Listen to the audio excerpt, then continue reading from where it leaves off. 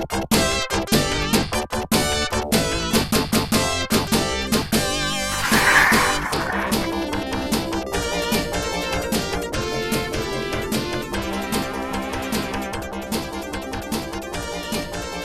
that we can understand this, because again, this is a big topic on the physics 1 exam, right? Again, 12 to 18% of the test is focused around Newton's laws, and that's one of the heavier weighted topics. Okay, and it's okay because the next unit, if you want to say unit 3, is a short and quick unit. Okay, it has to do with universal gravitation and circular motion. But I mean, we can get that done in 1 to 2, class periods, or 1 to 2 hour-and-a-half sections. I won't necessarily test you guys on unit 3, but you'll have some sort of assessment at the end of it. So it's not going to be like a giant thing, but I will find a way to assess your knowledge of universal gravitation and circular motion. And we're also going to introduce in one of the skills, like, I don't know. So I've got a couple skills written up here. We're going to talk about this factors of change method in it. And so because it's a big thing to understand how to do, and it's a big thing that they've been pushing. When I was doing this a bunch of years ago, when I was in Capel, they didn't really push out this factors of change method, but now they're doing it in the daily videos that I'm going to save as a way for us to review, in the second semester. They a bunch of the videos talk about this factors of change method. Okay, and so we're going to go over that in the next unit, because it's very applicable in that unit. Okay, but let's go over. So we're going to look at horizontal surface today. That's what we're going to get through, and then maybe get through the beginning of inclined planes. So let's go ahead. If you guys have questions, again, guys, in the chat.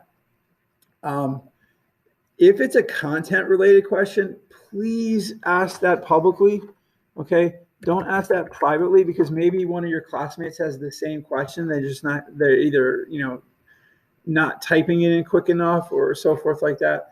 But if it's something that we need to address privately, I know because some of you guys have reached out about missing the second half of the test, that's fine. Okay, but if it's a content related question, please ask that publicly, so that we can, so I can, maybe one of your classmates has that same question, but just doesn't ask it.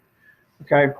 And so again, when we solve these problems, right, and I can't tell you enough that the process is draw, sum, right, solve.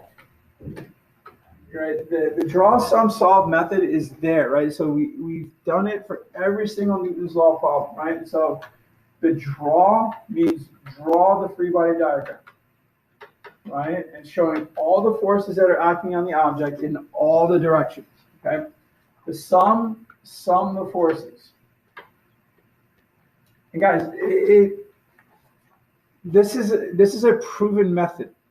Okay, this is not like I'm going to go rogue and just kind of do my own thing and make up my own things. Guys, this is a proven method. If you look at all textbooks, they have this in it. They may not call it the same thing I do, but it's the same method.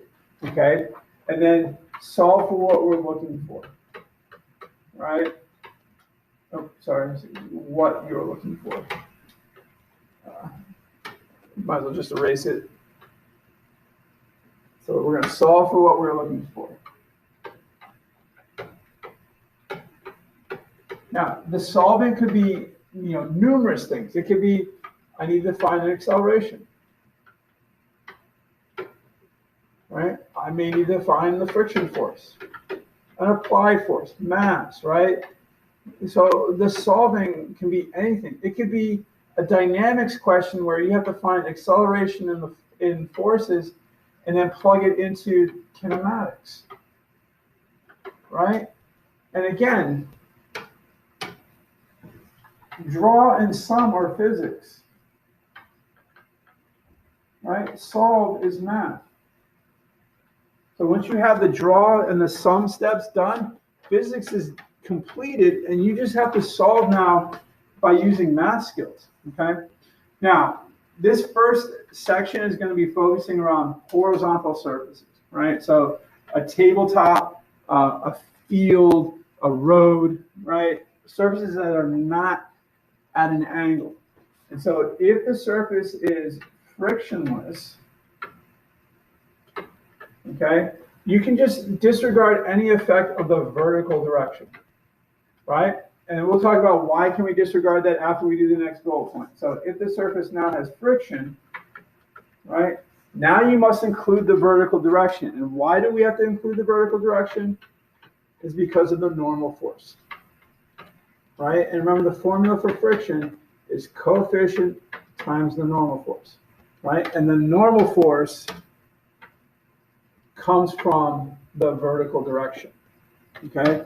Now, 90% of the time, it's equal to the weight, and there's a 10% of the time, especially when you have forces acting at angles, where it does not equal the weight directly, okay? Now, if the applied force is at an angle, again, for this front page, the applied forces will be at an angle, not the surface, okay? So if the applied force is at an angle, you're going to have to decompose or break apart the applied force into components. And how do we do that? Well, we're going to do Fx is F cosine theta, and Fy is, oops, I already have the Fy written there. Okay, so it'll be F sine theta, and it's conventional, right? And so what does that mean? So if I'm applying this force F at an angle, right? So this is going to be an angle theta, right? I have to break it into pieces. Fx, right? And Fy. And as long as the angle is measured from the horizontal, we can keep it as cosine sine. So cosine goes to x, sine goes to y, all right? And so from here on out, all we're going to do is really look at problems, okay? How does friction affect it? How does it force at an angle affect it, and so forth, okay? But we're going to follow our steps, right? I can't continue to tell you. Simply follow the steps, okay? And so here we have a 50 Newton force is used to push a 2 kilogram block on a frictionless tabletop. What is the acceleration of the box, okay? Right, and so it says frictionless. Oops, sorry, I better grab a pen. So it says frictionless tabletop. So when we draw our free body diagram, right, the first force we always start with is weight. Then we figure out what balances the weight because we're on a tabletop, and that's going to be the normal force.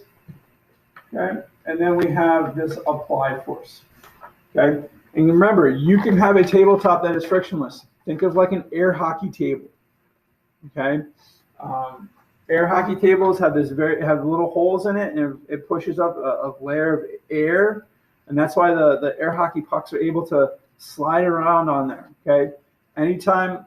If you try to do it without the table on, you'll see that it doesn't do well, right? It slides for a second and then it stops, okay?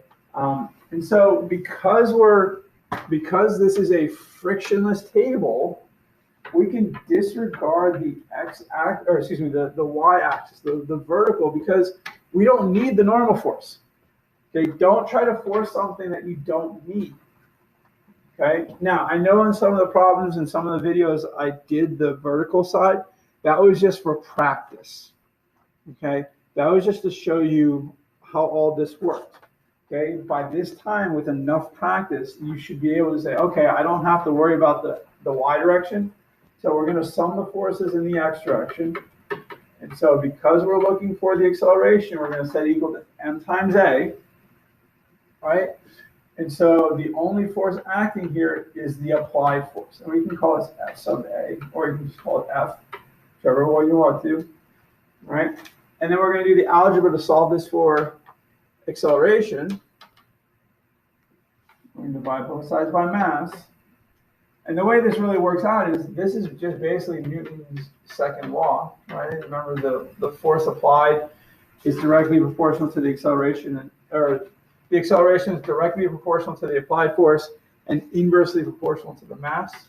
And so we're applying 50 newtons and it's a 2 kilogram object, and so we'll accelerate this at 25 meters per second squared. Okay, so that is the acceleration of this box on a tabletop. Okay, now, yes, it's a ginormous acceleration for a 2 kilogram box, but again, if it's a frictionless table, there's nothing to oppose it. Okay, so you're gonna get its natural state. Okay, I could have easily done this same example, for horizontal surface with a friction, and say, okay, now the friction is this. What is the acceleration? So you can kind of compare how that works. Okay. All right. So the next example is now we're going to apply the force at an angle. Okay, but we're going to keep the surface frictionless. Okay, which again we can really disregard the vertical direction. All right, so we have a 3.5 kilogram sled is pulled across a smooth ice surface. The force acting on the sled has, I forget the word has, so it's it's not a joke, right? So it has a magnitude of 5.20 newtons and points in the direction 23.0 degrees above the horizontal. If the sled starts from rest, how fast is it going after being pulled 1.15 seconds? So this is a true dynamics question, right? Which means we're going to have to find the acceleration in one direction or in one concept, right? And then it's going to end up being, remember we did this, so we're going to find the acceleration. It's going to be an unknown value in one side to become a known value on the other side, okay? And so they give us the information to, so we can use forces to determine the acceleration, right? And so we're going to do our draw, sum, solve method, right? So, the first force you always draw is Fg. Well, what balances out Fg? The normal force. And then we have this applied force, okay? And so I'll just keep it as F. But remember, because this is frictionless, we don't have to worry about the vertical side, although you need to break this up into components. Again, because this is frictionless, we're not worried about any of these vertical pieces. So all we're going to do is find what Fx equals, okay, ultimately. Now, if I sum the forces in each direction, or sum the forces in the x direction, again, I only have one force. I only have Fx, okay?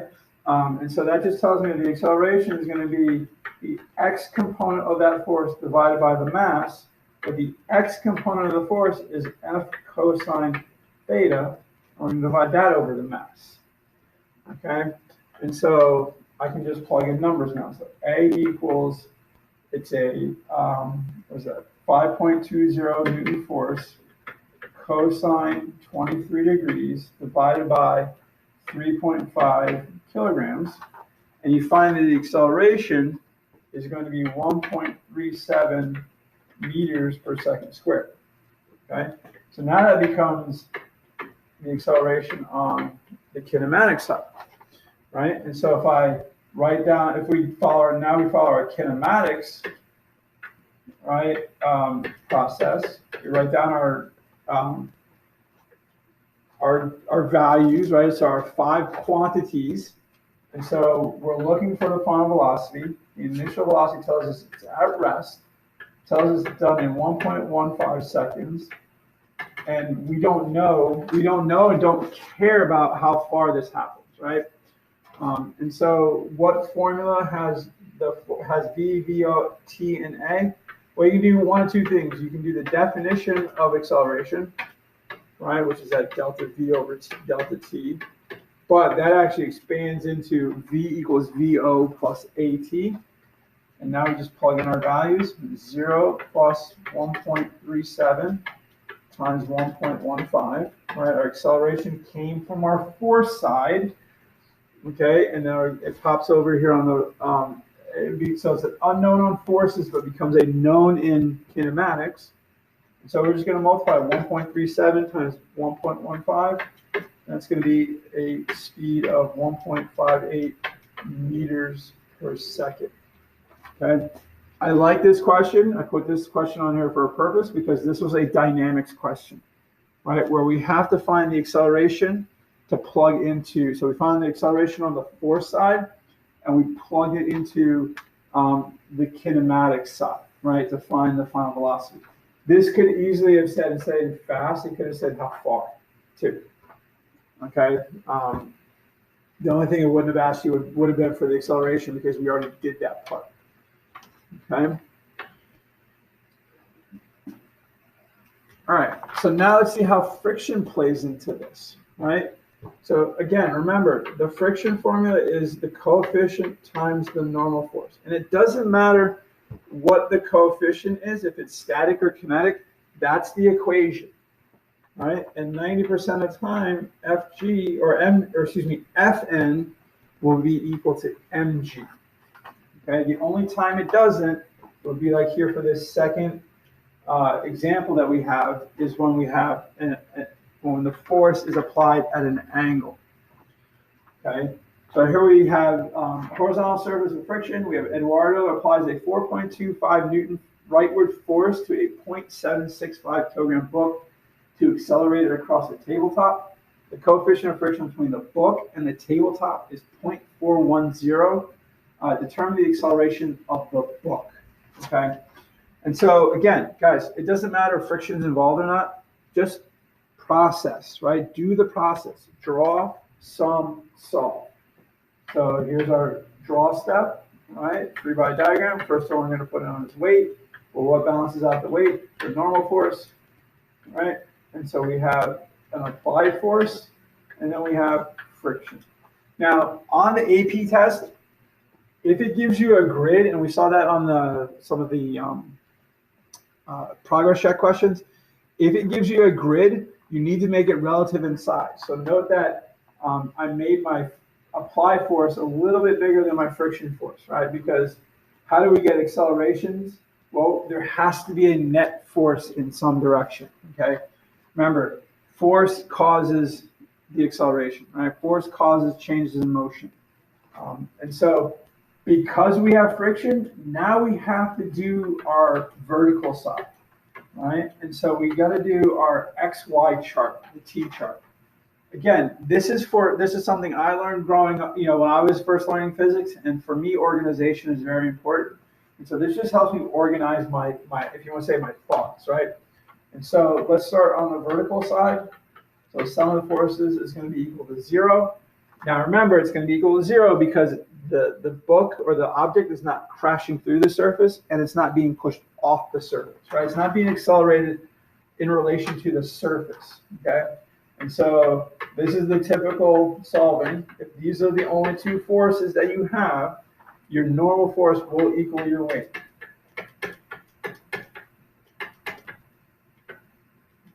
Okay? Now let's go over to the X direction. So this is where all of the where everything is going to happen. So we got the sum of the forces in the X direction is equal to mass times acceleration, right? And so what forces do we have acting? We've got the friction force, we have the applied force minus the friction, and that's going to equal to m times a. And so we're going to solve this for acceleration. And note I'm doing all my algebra, again, I'm doing all my algebra first. Because remember, the AP test likes to throw those kind of questions in there where it doesn't give you numbers, it just says, hey, derive an expression for this. Okay? And so there's my equation for acceleration. I'm going to move over here just to the right of this. All right? And so I'm going to just continue my math. Right? So I've got F minus the friction force. So friction is mu Fn. And then we're going to divide that by mass. And so we're going to say acceleration equals F minus mu mg over mass. And now we can plug in numbers, right? So our applied force was 4.25. Coefficient of friction was 0.410. The mass of this book is 0.765. And we're going to use 10 just for simplicity. And we're going to divide that by the mass of 0.765. And very typical, Mr. Londa, I ran out of space. All right, so the acceleration of this book with friction is going to be 0.146 meters per second squared. Okay, and so that's what it works out once you do all the math here that I plugged in, the 4.25 minus 0.410 times 0.765 times 10 divided by 0.765. You're going to find that the book will accelerate at a rate of 0.146 meters per second squared. Now, again, this could be a kinematics question. This could be a dynamics question where to say, okay, how far did you push it? It's starting from rest. How fast was it going? It's starting from rest. Okay, or it could be like a salt shaker question. Okay, something along those lines, right? And so the goal of this kind of special topic, these special topic lessons, just give you more examples, more practice with these equations. Okay. All right, so the next one is going to be a horizontal surface with friction with the applied force at an angle. Okay, so here we have a 3 kilogram sled is pulled in a grassy field with a force of 36 newtons at an angle of 29 degrees. The coefficient of friction between the sled and the field is 0.50. What is the frictional force between the sled and the grassy field? And then what is the acceleration of the sled in the field? So this one actually asks you two questions. One, it says, okay, what is the frictional force? Okay.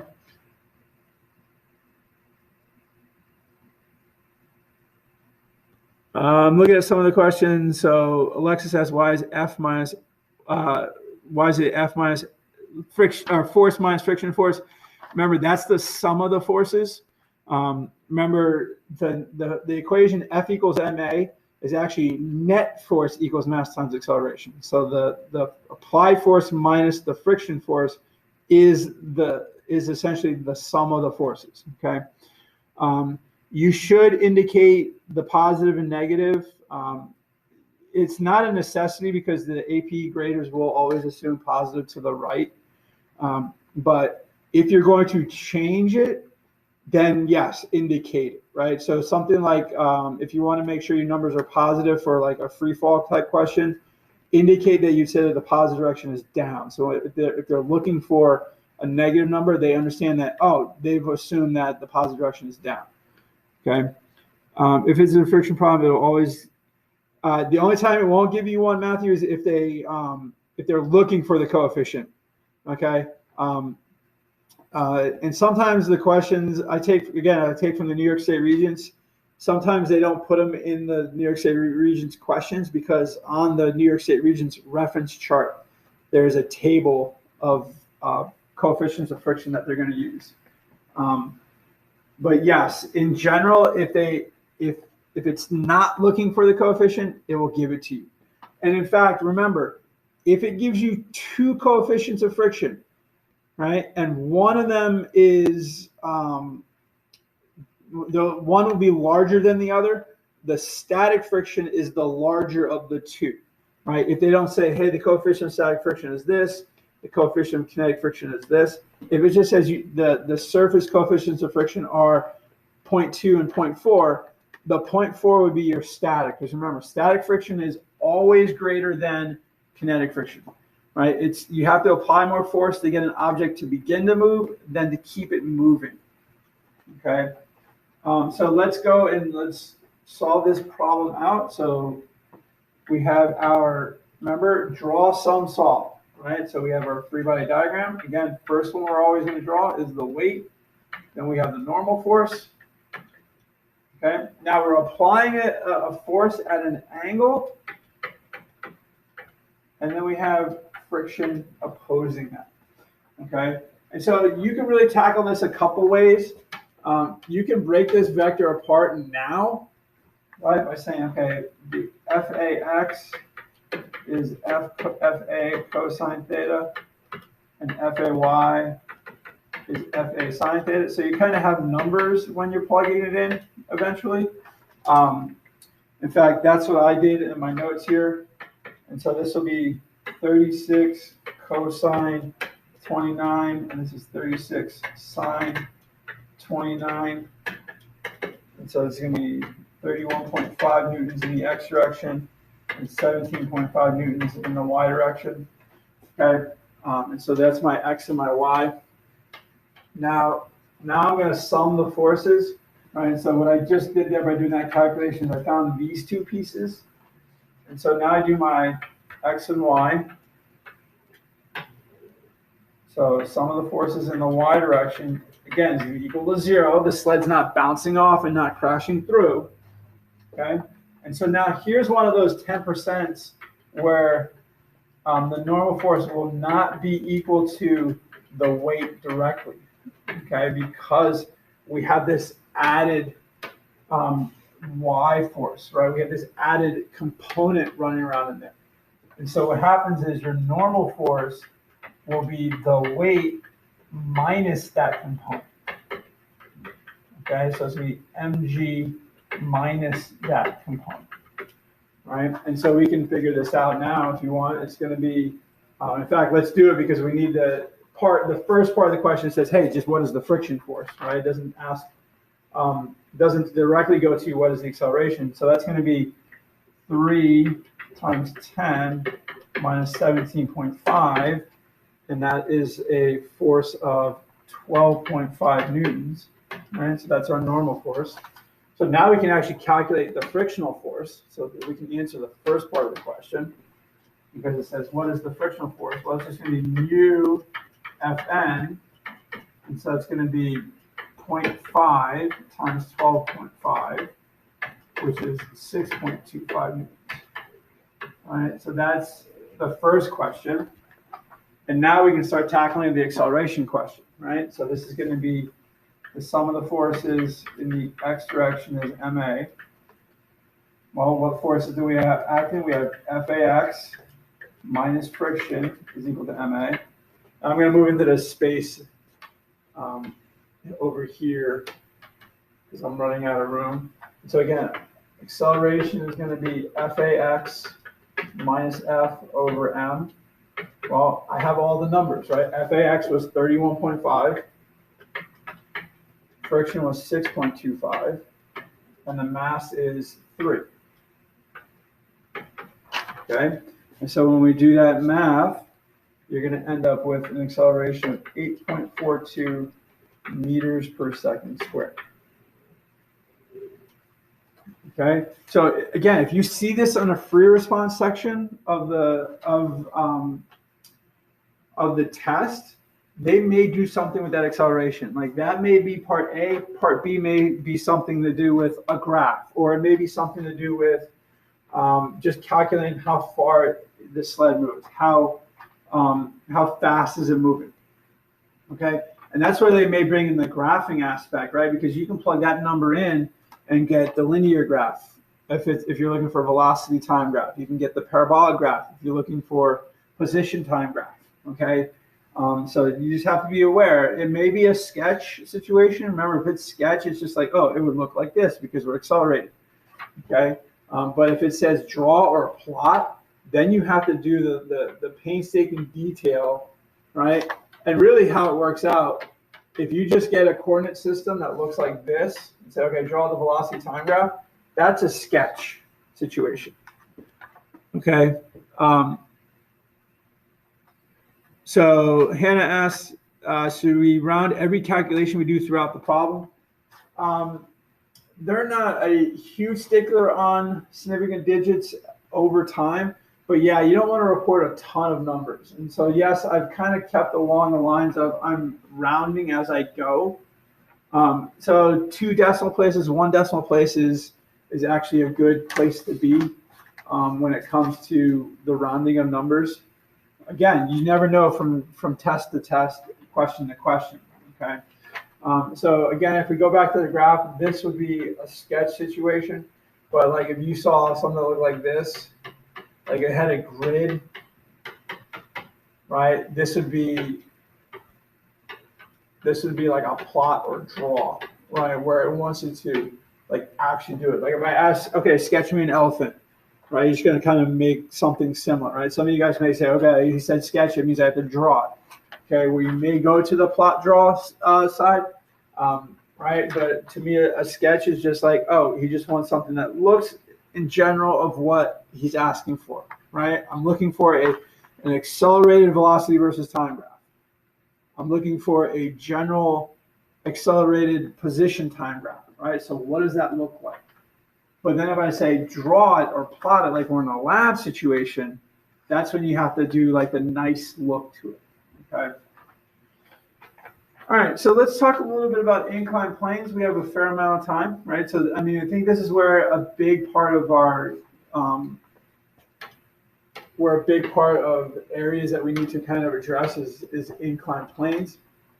All right, so when a surface is inclined, right? So now we're not horizontal anymore. So when it's inclined, remember, the weight of the object is broken up into components because the coordinate system is turned to follow the plane.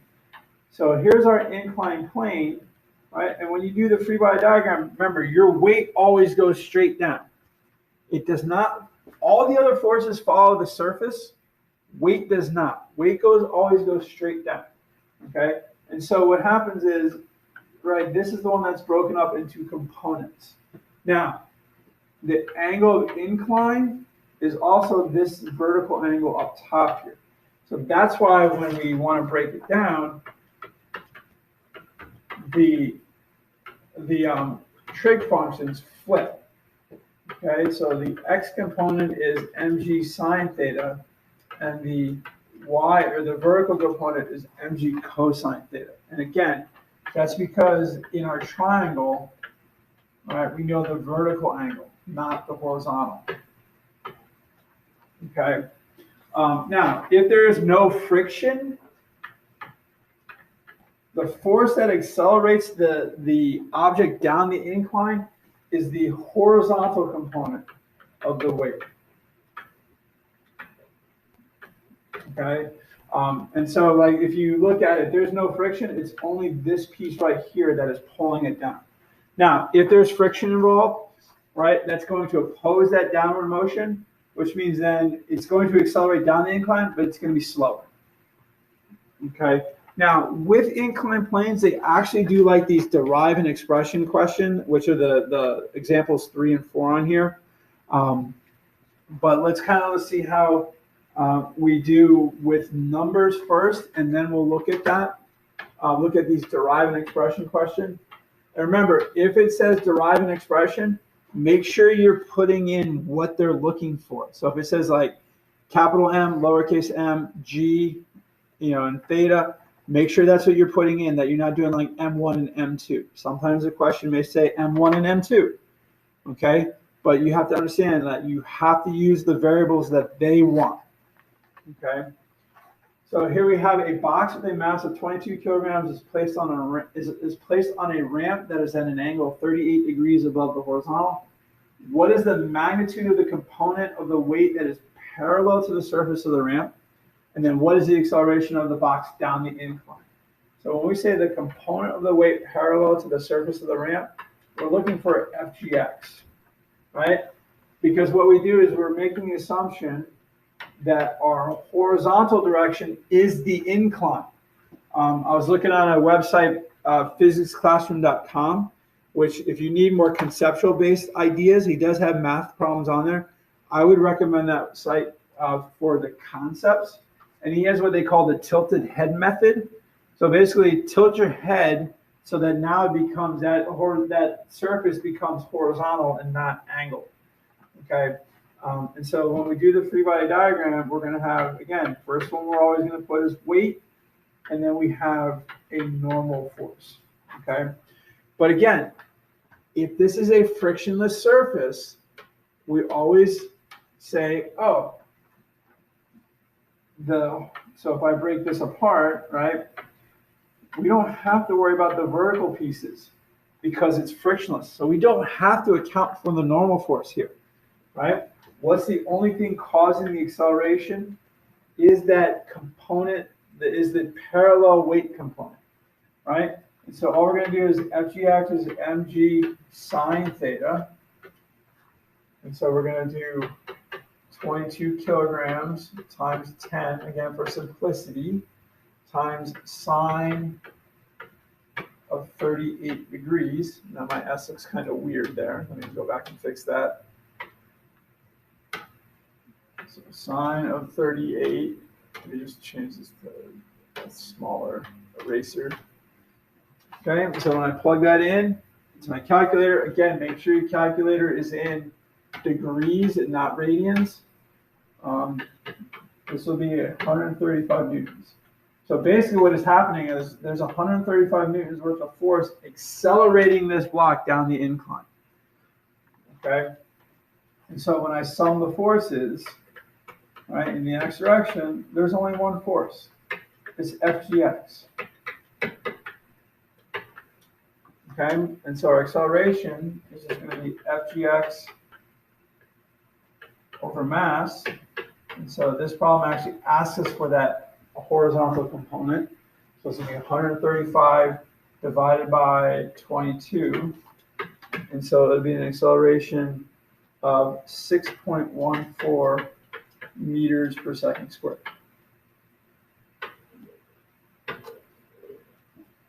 Okay. So there are your two answers, right? The first thing we found was FGX.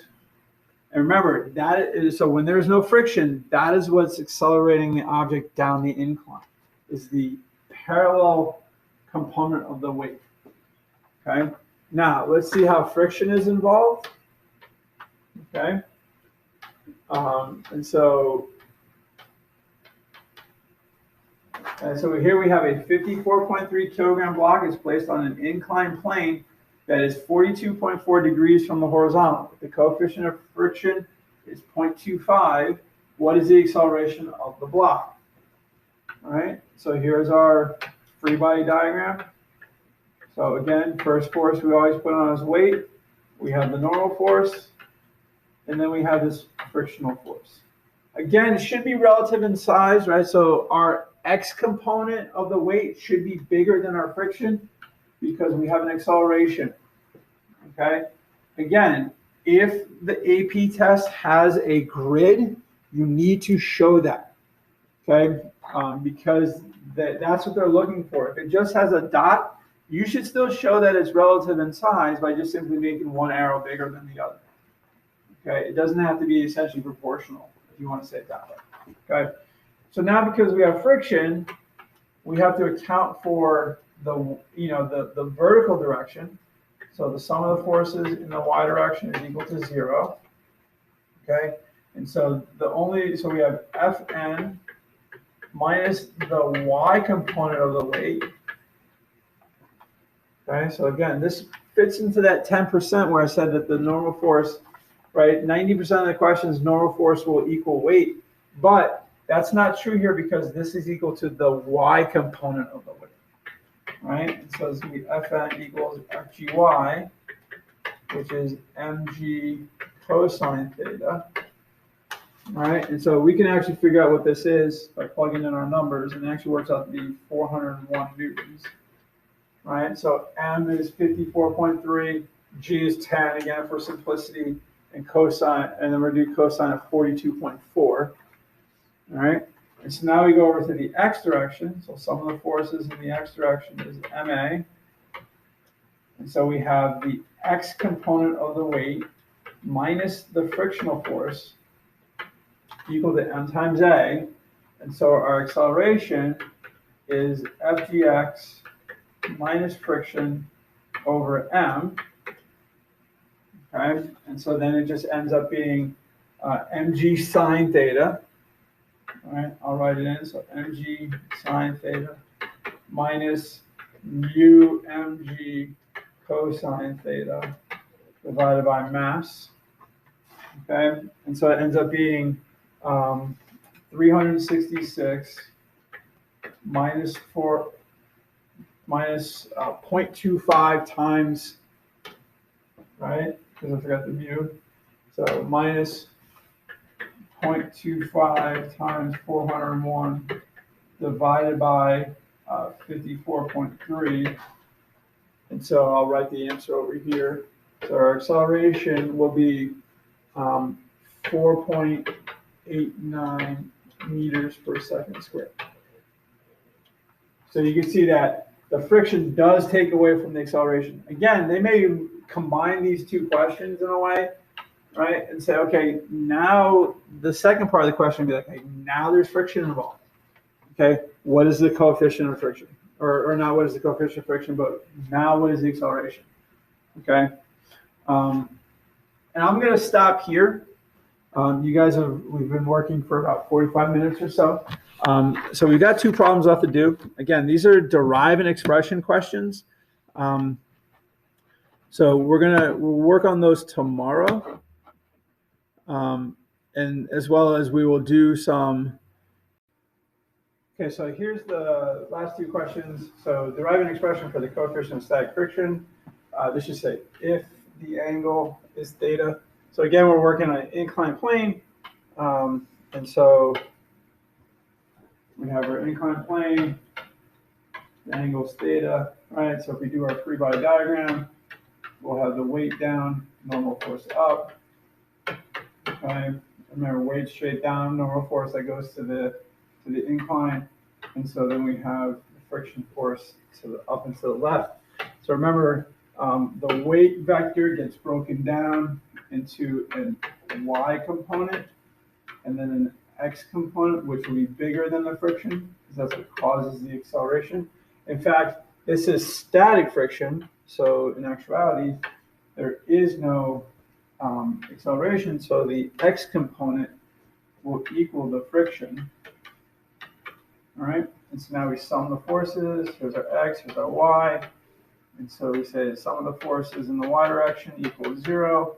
So I have Fn, or normal force, minus the y component equals 0. And so this tells us the Fn, or the normal force, is the y component of the weight, which again is mg cosine theta. Now I go over to the x side, say sum of the forces in the x direction is 0. Again, we're looking for static, which means acceleration equals 0. And so we would have F, the x component minus the friction equals 0.